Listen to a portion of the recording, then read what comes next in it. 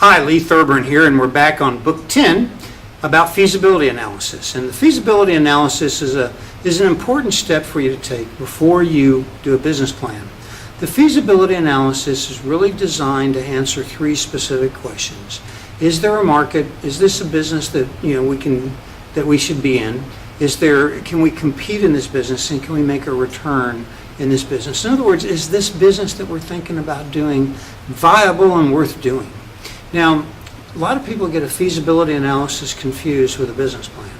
The job of the feasibility analysis is to answer the question of, is this a business we should be in? Once you make that decision based on the feasibility analysis, then the business plan you're ready to do the business plan, which will answer the question of what are the steps that we need to take to make this business happen. So the feasibility analysis really answers the reality test, the competitive test, and the value test. The reality test is there a market here? Is this a big market? Is there a market that's worth being in? Can we compete? That's the competitive test. Can we compete in this market successfully? Do we have the resources and the knowledge that it takes to compete successfully? And then the value test. If we do get into this business and we do compete successfully, will we generate a return on our investment in terms of time and money that makes it worthwhile to do?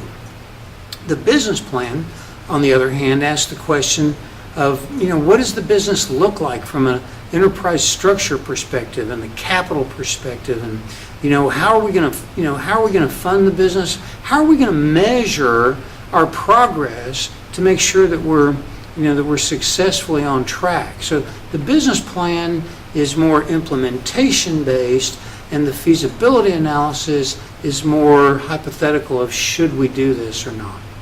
Now there's three main sections or components to the feasibility analysis. The first is the industry and market analysis, followed by the product and service analysis, followed by the financial analysis. Now the industry and market analysis is going to ask questions like, is this business market, is this industry large enough? Is there enough market size to make it worth our while to get involved in this?